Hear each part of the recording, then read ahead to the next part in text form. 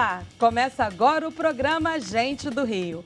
O assunto hoje é literatura, o hábito de ler, distribuição de livros e recital de poesia. Tem coisa melhor?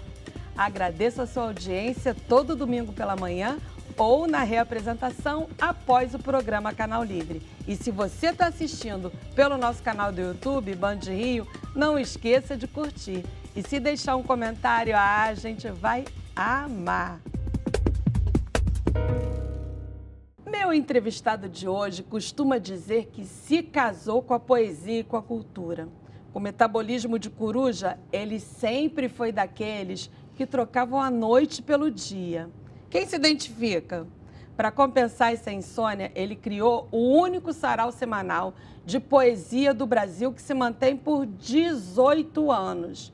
E para completar, ainda pratica a libertação de livros, distribuindo exemplares para quem quer ler, mas não tem condições de comprar. Meu entrevistado de hoje é João Luiz de Souza, o João do Corujão, idealizador, fundador e curador do Corujão da Poesia.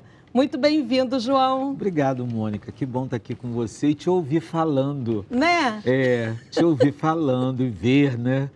Parabéns pelo programa. Tantas vezes eu fui ao Corujão, eu assisti, mas não falava. Mas houve uma hora que você falou, né? Houve uma hora que você falou. Né? Falou até em dupla. Falou até em dupla. Foi com a minha amiga Mary. Falou até em dupla. Bom, para começar, me conta como foi esse processo de fazer da insônia uma coisa produtiva, inventar um novo jeito, um novo sarau. Olha, Mônica, o Corujão, ele nasce de tudo isso, né? Dessa insônia, mas a partir do momento que eu fui identificando que essa insônia era coletiva, que tinha outras tantas pessoas, especialmente pessoas do mundo das artes, da cultura, da literatura, eu disse, a gente tem que se juntar, né? A gente tem que se juntar e fazer alguma coisa. E aí descobrimos uma livraria 24 horas, que ficava aberta 24 horas no Leblon. Que havia, né? Que havia, e que na noite de terça-feira tinha pouco público. E aí começamos numa brincadeira, pega um violão, começa a falar poesia, e um mês depois era um fenômeno de gente naquela livraria, num momento bom do Rio de Janeiro, né? Um momento de muita efervescência cultural. E ali nós surgimos no dia 5 de novembro de 2005 e estamos até hoje reunindo pessoas que têm o anseio de falar poesia ou pessoas que são tímidas, que frequentam, até que um dia se encorajem e falem. É isso, ele nasce disso, né? Ele nasce dessa possibilidade de tornar a noite insone uma noite de encontro. E você passou a receber muita gente, muitos artistas, né? Porque essa é uma característica, os que tocam, os que trabalham à noite, e aí não tem essa facilidade para dormir cedo. E um deles é o cantor e compositor Jorge Benjor, sim, que é o padrinho do Corujão. Padrinho do Corujão da Poesia e que nos abriu muitas portas. O Benjor é um conhecedor de poesia. Ele adora os poetas herméticos, os poetas alquimistas, os poetas esotéricos. Ele gosta muito e se identificou conosco, porque é um insônia, né? Ele vai dormir como Caetano Veloso de manhã. Então, se identificou, vestiu a nossa camisa e apresentou o Corujão da Poesia por onde quer que ele passasse. Fez um jingle para o Corujão da Poesia. Fez um jingle para o Corujão da Poesia. Para o final, que tem a libertação dos livros, né? E para a hora também que os poetas giram pelo microfone. Pois é. Conta pra gente como é que é essa dinâmica. Como é que começa? Começa lá com o cantor tocando. Cantor, que está com... Primeiro foi o Gládio Azevedo e agora é o Márcio Bragança, que estão conosco há muitos anos. E começa com uma música para a gente ir sensibilizando, dando uma relaxada. Logo em seguida, a gente abre o microfone e explica para o público que qualquer pessoa ali presente que queira falar, ou ler, ou cantar, pode ir até o microfone. Ou fazer uma performance. Ou fazer uma performance, né? Ou fazer, de repente, uma estrepulia, como nós já tivemos vários casos inusitados, né, nesses 18 anos. Mas nós tivemos muitos artistas entre nós fortalecendo a nossa cena, né? Tinha um que toda vez que ia, que jogava, ele fazia uma poesia sobre flores. Marco, aí jogava pétalas, jogava rosas. Na época do carnaval ele jogava confete serpentina. No Dia das Mulheres ele jogava calcinhas. Era muito engraçado. Marco Davis. E aí as pessoas ficavam assim, quando é que ele vai fazer uma poesia sobre dólares, euros? Marco Davis, o nome dele, uma figuraça, um querido. Pois é, mas falando do Benjor, ele também é um grande incentivador da leitura, né? Muito, muito. Primeiro porque o dia de São Jorge é o Dia Mundial do Livro, dia 23 de abril. Então, o Benjor tem toda uma compreensão de que está tudo integrado, né? Tanto ele quanto Gilberto Gil. E o próprio Caetano, que fez uma música linda sobre os livros. Mas o Benjor virou mesmo um padrinho, um frequentador assíduo. E por onde ele passa, todas as entrevistas dele, sejam no Brasil ou no exterior, ele fala do Corujão da Poesia. E tenta implementar programas. Eu lembro no governo Pezão que ele tentou fazer um programa de incentivo à leitura. Distribui doces de Cosme Damião. Cosme Damião. Todo ano. Todo ano é um distribuidor, tanto ele quanto o grande amigo dele, Zeca Pagodinho. Exatamente. Zeca Pagodinho, que já foi entrevistado aqui do programa. Eu sei, um luxo, né? Um luxo. Um luxo.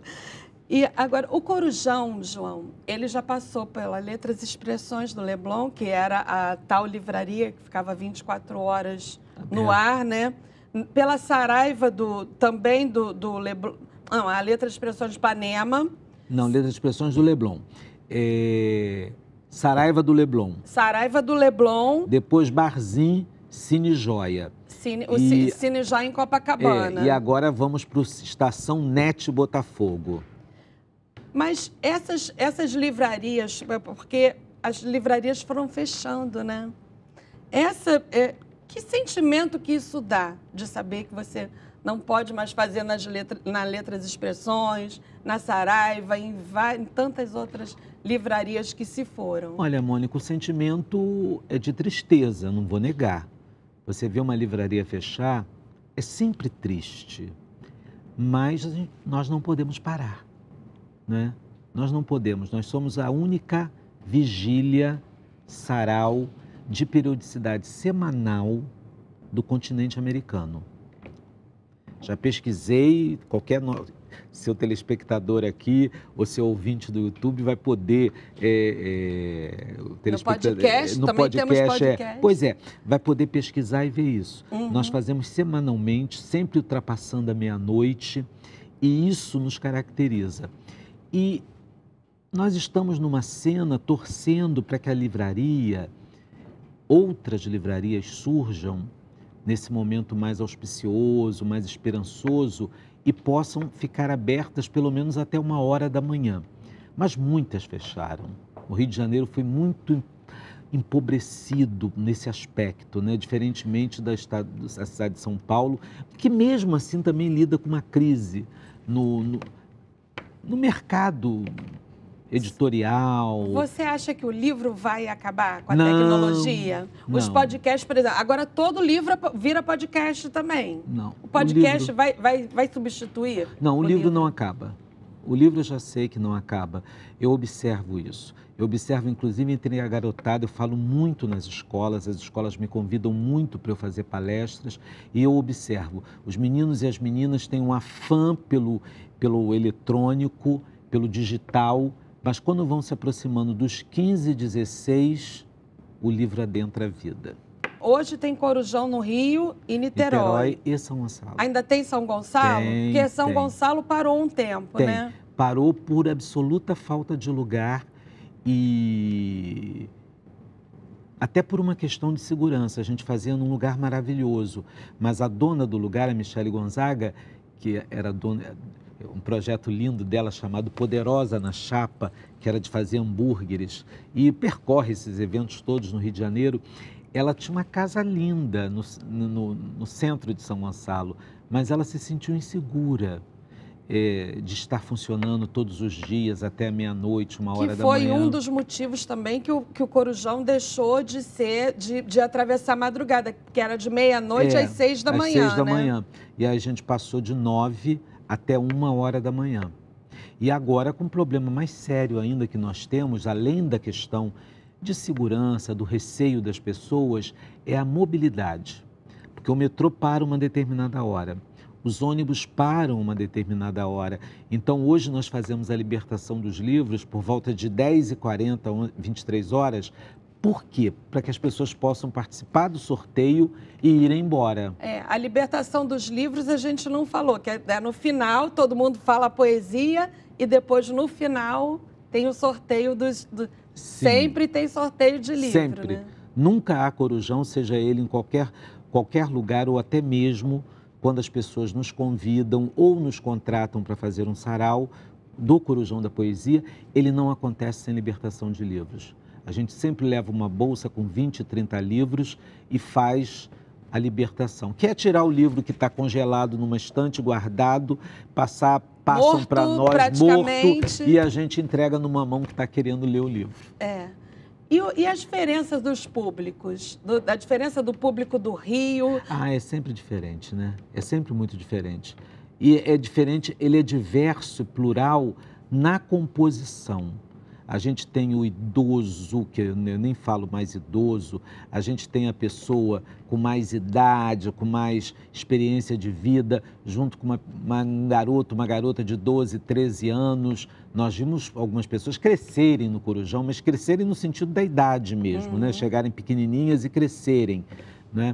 E nós temos todo tipo de pessoa. Já tivemos desde o diretor do Bradesco Seguros, que faleceu, o Márcio, que era responsável pela Árvore da Lagoa, por uma série de projetos do Bradesco, até mesmo morador de rua, que frequentava e recitava também. Então, isso nunca foi limitação. Idosa, tinha a Mama Julie. Mama Julie, maravilhosa, italiana de berço, que passou pela Segunda Guerra Mundial. Mais de 80 anos. Mais de 80. E tinha a minha Júlia, que foi para lá com 13 anos. Menina. Com 13 anos. Menina. Tinha... E que falava, depois começou a falar e cantar. É esse o processo, é um processo de se colocar no mundo, encontrando um lugar, encontrando acolhimento, pertencimento, encontrando afeto. É uma ode à diversidade, o Corujão? É assim. Que começa por mim, né? Começa por mim, essa diversidade. Você imagina um garoto que sai de São Gonçalo e coordena um projeto no metro quadrado mais caro, tanto que uma vez um segurança que trabalhava no Leblon há muitos anos, ele disse assim: você é o primeiro preto a fazer um evento aqui nesse lugar. E aí, curiosamente, eu fui pesquisar, né? Nunca havia tido no Leblon, ali naquele entroncamento Dias Ferreira com Ataúfo de Paiva, nenhuma produção de cultura feita por uma pessoa negra. E ele, como era conhecedor do bairro há muitos anos, trabalhou lá a vida inteira, o Valdir, segurança, ele me disse isso. Ele me chamou a atenção para isso. Ele percebeu, né? Ele teve essa sensibilidade, né? Exatamente. E eu tinha 20 quilos a mais do que eu tenho hoje. Gay, professor, militante do movimento negro, ligado à leitura. Era uma misturada, era uma pluralidade em mim mesmo e que passou a se refletir no público. E aí, quando veio a pandemia, vocês tiveram que parar com os eventos presenciais, né? Sim. Como é que foi isso até passar para o sarau virtual, né? Aí sim, aí nasceu minha nova paixão, a paixão mais recente, né? A paixão mais recente. Porque no virtual, a gente começou a encontrar gente do mundo todo que falava português e que sentia saudade de falar em português. Então, nós hoje temos Japão, Índia, Estados Unidos, Suíça. Descobri os professores de língua de herança, que eu nem sabia que eram tão numerosos, que são os professores que estão espalhados pelo mundo, ensinando língua portuguesa a filhos de brasileiros e brasileiras que nascem no exterior. Olha! Eles têm congresso internacional, então tem a Laurier Steiner, que está conosco, que é professora de língua portuguesa na Suíça, e que divulga entre eles, aí eles entram, participam, recomendam aos alunos, às alunas que ouçam o sarau, não durante a noite, porque os horários são bem diferentes por conta dos fusos, mas hoje a gente tem, esta semana, por exemplo, nós tivemos Rondônia, Chapada dos Guimarães, Rio Grande do Sul, Bahia, Paraíba, Pernambuco. Ou seja, você não vai, diferente dos outros eventos, que shows viraram lives e tal, o Corujão não vai mais deixar de ser virtual também. Eu nem posso, porque são tantos os vínculos criados. Nós temos o professor Haru Albuquerque, que dá aula em 2 universidades no Japão. É a hora do almoço para ele, meia-noite. Mas ele entra, e no virtual a gente vai de 10 até 2h30 da manhã. Então, a gente acaba contemplando outras pessoas que estão em fusos horários diferentes e que podem participar. E é o mesmo esquema, Meia hora de microfone totalmente aberto, depois a gente adentra o YouTube e fica até 2h15, 2h30 da manhã, porque também ninguém é de ferro, né? O tempo passou. E uma das virtudes do Corujão, que eu testemunhei também, é o incentivo aos novos talentos. Quantas crianças... adolescentes que, como a minha filha, Júlia, aconteceu com ela, começam a frequentar aos 11, 12, 13 anos e viram escritores, pegam o gosto pela leitura, pela escrita, pela produção cultural. Olha, essa é a nossa missão, né, Mônica? Porque tudo na vida você tem que ter uma missão, tem que ter um alvo, uma meta. A nossa missão sempre foi essa, apresentar as pessoas, ao público, gerar esse sentimento de integração, de troca e o incentivo à leitura, o prazer da leitura, o amor pela leitura. É isso, essa é a missão, dever de casa. E no próximo bloco, nós vamos detalhar mais aqui uma coisa que já falamos, que é, você já pensou que todos os livros que você já leu ficam presos na sua estante? E que eles poderiam estar fazendo a felicidade de um monte de gente? O João do Corujão deu um jeito nisso e criou a libertação de livros, que é mais do que o sorteio do Corujão, que a gente já falou aqui nesse primeiro bloco. Quer saber como é? Fique com a gente, que o Gente do Rio volta já.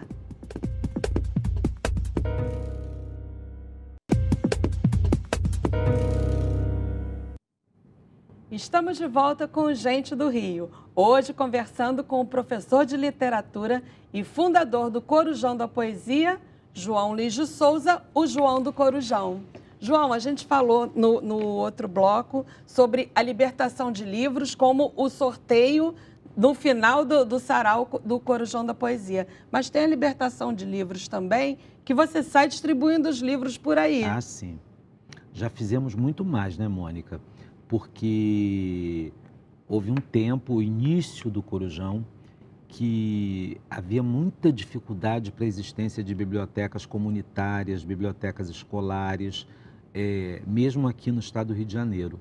Isso foi melhorando, evidentemente. E aí o nosso raio de alcance, ele diminuiu um pouco, porque a gente percebeu que, em vez de estar montando a biblioteca, a gente tinha que fazer mesmo, eram pontos de libertação de livros.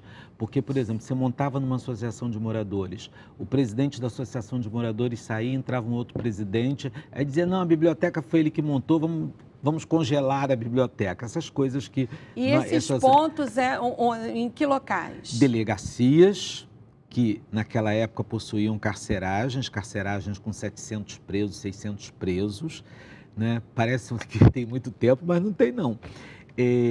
Delegacias, orfanatos, hospitais. No Hospital Estadual Alberto Torres, no Alcântara, tinha um carrinho que saía repleto de livros, com uma funcionária que ia passando pelas enfermarias, Olha pelos que ideia quartos, bacana, podiam recuperar isso. distribuindo os livros.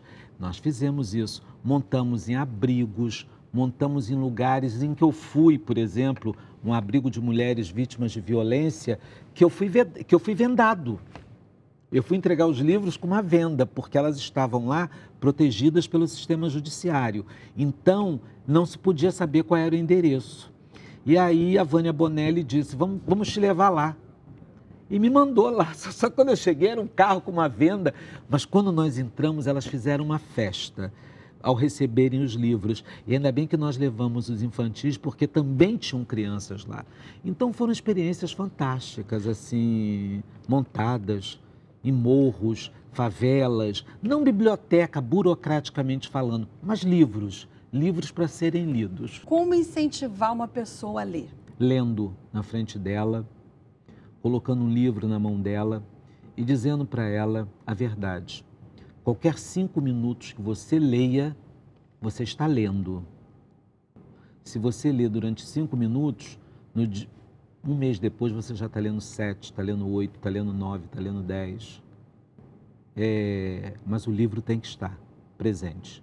Sem livro presente, não se forma leitor. É esse o desafio para o Brasil, colocar livro. João, você é um negro que veio de São Gonçalo, de uma família pobre e virou, né, esse produtor cultural, professor de literatura, essa pessoa bem-sucedida. Sim. Me conta da sua história. Como é que tudo começou, a tua paixão pela leitura? Como é que você decidiu fazer isso? Tudo começa na infância, né, Mônica? Meu pai é ferroviário, minha mãe trabalhou até se casar como babá de quem é hoje meu padrinho.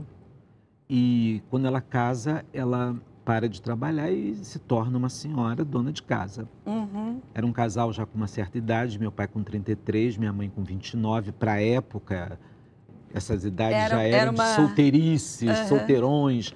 E eu nasci fruto de um amor mesmo, né? Meu irmão, minha irmã também, né? Nós nascemos muito amados. Só que eu tinha uma certa inadequação para as coisas, para brinquedo, para isso, para aquilo. E a minha madrinha, que tinha sido patroa de minha mãe, conversando com a minha mãe, diz, olha, põe livros, eu vou dar livros ao João Luiz. Se João Luiz não gosta de brinquedo, quem sabe, né? E já era? Já. E aí os livros vão chegando, vão me fascinando.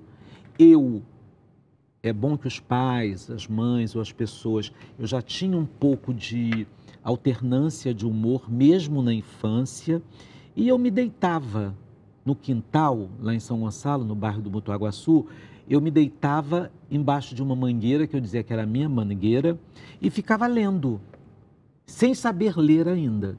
Aos 4 anos, me puseram na escola para eu aprender a ler, para dar conta daquilo. E eu aprendi a ler em 1 mês e meio. Com 4 anos de idade? Com 4 anos. E aí comecei a ler. E aí tem uma historinha interessante que quem mora lá em São Gonçalo, no bairro do Mutuá, em Mutuaguaçu, que tem a mesma idade que eu, sabe muito bem. Que eu fiquei apavorado quando as pessoas diziam para mim, criança, que não tinha um livro em casa. E eu li o livro e no término da minha casa havia um poço onde os moradores da comunidade pegavam água no poço. E uns diziam, que livro é esse, João Luiz? Eu aí falava, que livro é esse? E a pessoa dizia, eu queria tanto ler. Aí eu dizia, passa amanhã que eu vou ter terminado de ler e eu vou te dar. Até que meu pai e minha mãe descobriram isso e ficaram chateados. Você está dando os livros que ganha? Já era libertação? Já era sim. Tem gente que lembra disso. Mas e aí? E aí eu continuei dando e minha madrinha, coitada, disse, não, ele está lendo, deixa dar. Mas alguns eu não dava porque eu me apaixonava completamente, né? E você trabalhou com Darcy Ribeiro? Trabalhei. Nos CIEPs? Trabalhei. Você acha que você considera isso um marco, foi o ponto alto da sua vida? Um divisor de águas. Eu tinha lido Pablo Neruda, confesso que vivi com 15 para 16 anos, que mudou minha vida.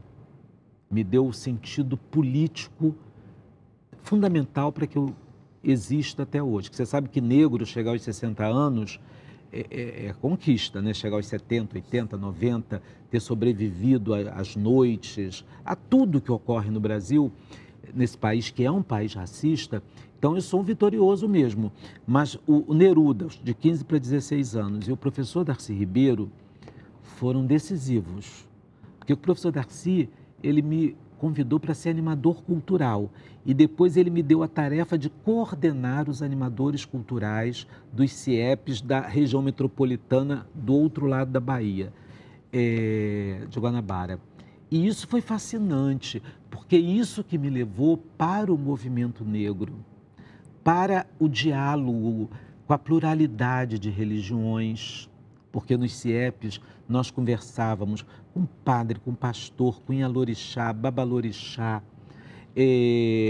igreja metodista, os esotéricos todos. A gente conversava com todo mundo para fazer CIEP funcionar. João, você falou de Neruda, eu não posso deixar de falar desse assunto com você, que foi a descoberta recente de que o Neruda foi envenenado. Envenenado, é. E a minha filha, que é fã de Neruda também, me mandou lá da Austrália: mamãe, você viu que o Pinochet matou o Neruda? Os poetas são antenas do tempo. Eu também achava, quando eu li Confesso que Vivi, depois eu comecei a pensar que era um delírio de adolescente. Eu disse, mas mataram esse cara, né? Eu pensei, eu não acreditei naquela morte, assim, sabe? Como quem dorme. Mas também não pensei assim num assassinato, assim, uma coisa de Estado, o Estado matar um poeta. Mas o Estado já tinha feito isso com Garcia Lorca, um poeta espanhol, né? O ditador Franco fez isso, mandou matar o poeta. Os poetas são antenas do seu tempo. Eles veem realmente algo que as outras pessoas não estão vendo, pela sensibilidade, pela lente da sensibilidade. E isso incomoda, né? Incomoda quem não gosta de democracia, de liberdade. Então, agora, com esse incômodo, vamos para o nosso ping-pong final. Um livro de cabeceira, João.